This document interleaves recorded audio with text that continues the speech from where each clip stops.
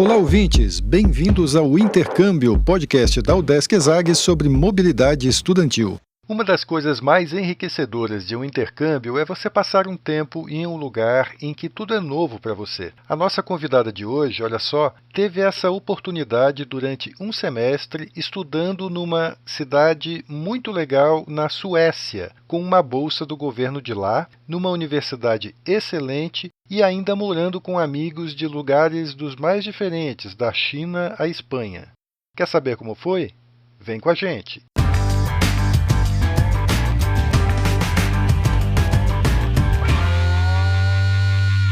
Olá pessoal, eu sou Carlito Costa e este é o Intercâmbio, podcast que traz informações, dicas, entrevistas e o que mais você precisa saber sobre mobilidade estudantil. A gente explica como é fazer parte do curso de graduação em universidades fora do país ou mesmo aqui no Brasil, em instituições de ensino superior de excelência. Ok, a gente vai conversar agora com a Alessandra Luizy Nienkotter. Ela é egressa já do curso de Pedagogia da Universidade do Estado de Santa Catarina, UDESC, aluna da Faculdade de Educação, aliás, o Centro de Ciências Humanas e da Educação, né, a FAED, e ela concluiu o curso de Pedagogia e já emendou aí um mestrado também na UDESC-FAED em Educação. A Alessandra vai conversar com a gente agora sobre a experiência dela de intercâmbio que ela fez ainda durante a graduação na universidade, ela vai me dizer depois se eu pronunciei certo, Universidade de Borås, na Suécia. Acho que é isso, né, Alessandra? Bem-vinda aqui ao podcast. Olá, Carlito, muito obrigada pelo convite. Olá, todo mundo que está escutando. E, assim, 5 meses na Suécia eu ainda não peguei exatamente como é que se fala Borås, né? Quando eu voltei eu comecei a falar Borás de uma vez, mas eu acho que tu chegou muito perto, é isso aí, Borås. A gente escreve Boraz, né? Quem olhar ali na descrição do episódio ali vai ver como é que escreve a palavra. Parece simples, mas é um pouquinho complicado o alfabeto deles. Alessandra, eu quero começar te perguntando como é que você foi parar na Suécia, assim. Primeiro, assim, o intercâmbio era uma coisa que você já queria há muito tempo, foi uma coisa que surgiu, assim, num determinado momento da graduação, e como é que você decidiu por essa alternativa de ir para a Suécia e para essa universidade específica? Eu sempre quis muito fazer intercâmbio, assim, mas acho que eu sempre tive como uma ideia muito distante, assim. E quando eu entrei na pedagogia, eu acho que eu não estava nem pensando nisso em nenhum momento, né? E daí, logo na primeira fase da pedagogia, eu entrei numa bolsa de pesquisa, assim, com a professora Giovanna Lonardi, e a gente trabalhava numa pesquisa que tratava de políticas públicas em nível global, assim, né, empréstimos de políticas. Então, comecei a entrar em muito contato com outras pesquisas de outros lugares, né, e a gente tinha um convênio com a Universidade da Suécia, né, de Borås, a UDESC tem um convênio, né, com a Suécia também, nesse nível. E aí a gente recebeu o professor Tobias, lá da Suécia, e aí eu gastei bastante inglês com ele, e foi muito legal, assim, e foi o primeiro contato que eu tive com uma pessoa de fora, assim, e aí abriu 2 bolsas Linus Palm, né, que é do governo sueco, para 2 estudantes daqui. A professora Giovanna me falou, eu me interessei, assim, e fiquei, nossa, né, eu vou lá ver o professor Tobias na Suécia. E aí eu e mais uma colega, a gente acabou conseguindo a bolsa, né, depois de um processo de entrevista, da prova de proficiência em inglês, né, que a gente teve que fazer, e fui parar na Suécia. E você ingressou nesse programa por meio da sua professora ali na FAED e do professor Tobias lá da Universidade de Borås, na Suécia. Tem que haver esse contato entre um professor daqui e um de lá para fazer esse processo seletivo, é isso? Isso é um vínculo, né? Como é que foi para você, Alessandra, quando você chegou lá na Suécia? Deve ser uma realidade bem diferente de qualquer coisa que você está acostumada, né? Como é que foi quando você chegou lá? Assim, qual foi a sua impressão? Eu cheguei, assim, de uma viagem de praticamente 2 dias, assim, inteiros, porque Borås fica mais ao sul da Suécia, então a gente teve que fazer 2 pontes e depois ainda pegar o trem de umas 3 horas de Estocolmo até Borås, né? Então eu cheguei muito cansada. E era, assim, era outono, né? E já estava muito frio, né? A gente olha para o céu não é essa coisa azul que tem no Brasil. Então foi um choque, assim, porque são coisas que a gente sabe teoricamente, né? E quando a gente vive isso é outra coisa, né? Tem aquela questão do jet lag, né? Que a gente fica meio assim, meio tonto. As horas lá, eu lembro quando eu cheguei eram 4, acho que 3 ou 4 horas de diferença, né? Então, para dormir foi bem complicado.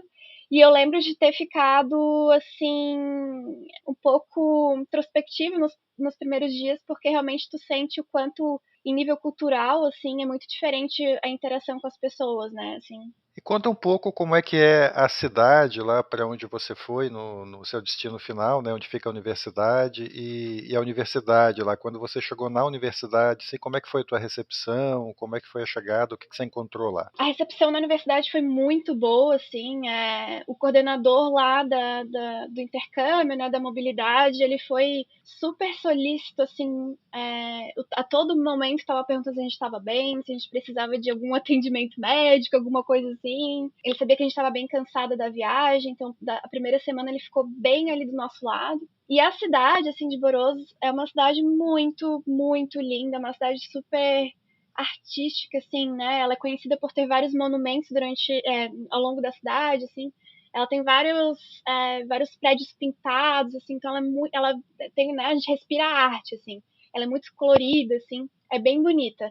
Eu gostei bastante de morar lá, foi muito legal. É uma cidade pequena? É uma cidade pequena, como todas as cidades da Suécia, assim. Mas ela é a terceira cidade com mais população. Se não me engano, é Estocolmo, Gotemburgo e daí Borås. Gotemburgo fica 1 hora de Borås, né? Eu ia bastante para Gotemburgo, que é uma cidade, assim, bem grande, mais coisas para fazer. E Borås, ela é um pouquinho mais intimista, assim, né? Como é que é a universidade em termos de estrutura, em termos até das aulas que você teve lá? Você estranhou muita coisa, assim, teve alguma dificuldade para se adaptar? Estranhei muito, muito, muito, muito. A universidade ela é muito tecnológica, assim. A gente quando se matricula, a gente ganha um PIN, é um PIN tipo magnético, né? E esse PIN ele tá cadastrado, nesse PIN tá cadastrado todas as portas em que você pode entrar. Então, salas de estudo, as salas das minhas disciplinas, as salas de prova, todas essas salas elas estavam cadastradas no PIN. Mas se eu tentasse abrir uma porta em que eu não estava cadastrada, ela não abria. Né? Eu achei isso assim, eu já fiquei chocadíssima, assim, eu achei isso super ficção científica já, assim, né? E a estrutura é muito boa, tem muita sala de apoio, assim, para estudar. A biblioteca ela é muito habitada, assim, sempre tem bastante gente ocupando os espaços. E eu lembro que o maior choque foram as provas, né? A gente tinha uma prova por disciplina, e a prova de lá parece muito com o nosso vestibular daqui, né? Ela é feita por monitores, né? Por fiscais, ela não tem um professor nosso que fica lá e você faz junto com outras pessoas de outros cursos, numa sala gigantesca. Você só pode colocar o seu código, não coloca o seu nome. Então, e tem um horário para entrar, e se você não entrar até aquele horário, você não entra mais e perde a prova. Eu lembro que eu fiquei bastante assustada com isso, assim. Tem uma rigidez, assim, nas regras que é diferente do que você tem aqui no Brasil, né? E aí é que tá, né? A diferença cultural é no nível de que pra gente é rígido e pra eles é uma coisa totalmente normal, assim, né? Ou, por exemplo, a aula começa às 9, é às 9 que vai começar. Se você entrar 9:01, já vão te olhar como uma pessoa que atrasou, assim, né? Que é uma coisa bem diferente daqui, assim. Você pegou uma época em que ia esfriando cada vez mais e esfriando na Suécia, né? Então, como é que foi a tua relação aí com o frio lá do país? Então, quando eu cheguei, pra mim já tava frio, né? Porque a gente pegou assim, 10 graus mais ou menos, já tava pegando ali no começo. E aí a gente soube que depois de estar lá, já que Borås era a cidade que mais chovia da Suécia inteira. E naquele ano, todo mundo disse que foi um inverno muito antecipado, né? Porque geralmente começa a nevar em final de novembro, dezembro, talvez. E aí, naquele ano, eu lembro que foi, tipo assim, bem no começo, dia 2 ou 3 de outubro, tava nevando horrores já, assim, né? E nevou bastante, nevava todos os dias e não parou de nevar até janeiro. Teve que comprar todas as roupas que são especiais, porque a neve destrói todas as tuas roupas, porque elas ficam molhadas, se tu não secar, elas vão apodrecendo, sapato, então é todo um cuidado, assim, que a gente não fazia ideia de que tinha, né? E aí, em janeiro, quando a gente estava voltando, a gente passou 3 dias em Estocolmo. E na volta, quando a gente estava tentando pegar um ônibus para o aeroporto, a gente pegou uma nevasca, assim, nevasca, nevasca em Estocolmo, e era rajadas de neve na nossa cara, assim, e a gente teve que parar tudo, deixar as malas e se proteger até parar essa nevasca, porque é cruel, assim, são bolas de neve na sua cara, assim. É violento. Mas na universidade devia ter uma estrutura ali, vocês ficavam em ambientes fechados, aquecidos e tal, como é que era a estrutura lá? Todos os ambientes internos assim da Suécia são aquecidos, né? Eles têm esse sistema de uma calefação, né? Todos são muito quentinhos, então a gente sabia que tinha que colocar um bom casaco pesado por cima e que quando a gente chegasse a gente ia ter que tirar porque os ambientes são bem quentes assim, né? Nas casas também, assim, qualquer nível interno assim ele é muito quente. Uma padaria, uma livraria, tudo era muito aquecido assim, né? E na nossa casa também, todas as torneiras têm água quentinha. Então, assim, dentro de casa a gente nunca passa frio. A gente passa mais frio aqui no Brasil, no inverno, né? Porque a gente não tem esse sistema de aquecimento interno. Você morava muito longe da universidade? Como é que era esse deslocamento? A gente morava a 20 minutos, assim, de carro, né? De ônibus, no caso, da universidade.